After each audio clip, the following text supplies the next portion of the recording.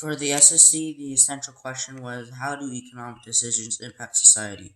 So, for positive impacts, there's the New England colonies, which specialized in farms, lumbering, fishing, shipbuilding, and trade.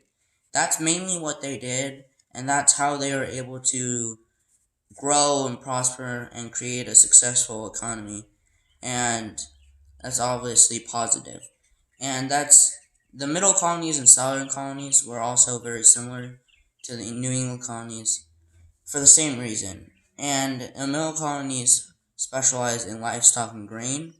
That's how they were able to grow. And the southern colonies specialized in cash crops, specifically tobacco, rice, and indigo. And all that's positive except for the southern colonies. They used mostly slaves for the hard work, and they're very common. So that's the only negative part. But everything else is positive because everything that those things they specialized in were how they grew and create a successful society. And the captains of industry was positive because Rockefeller drilled oil and Carnegie produced lots of steel. So, oil and steel were very central to the economy because they were used in many different essential things. Um, Oil was used in like cars and stuff, and steel was central to build buildings, skyscrapers, railroads, and bridges.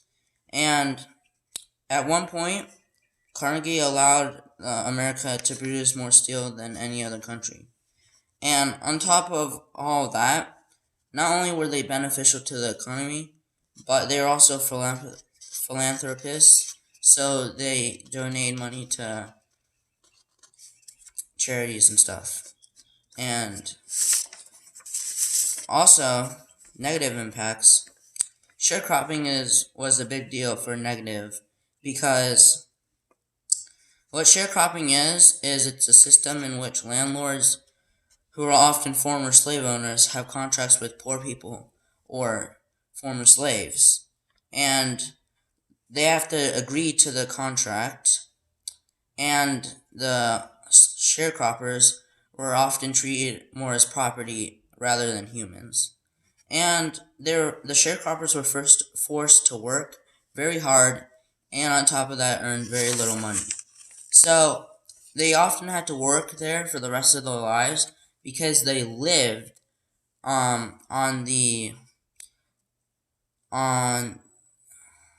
landlord's property, and that's how they were housed. And without that, they would have to live on the streets. So it's obviously very negative because working for the rest of your life, earning very little money, you barely have anything. It's not good.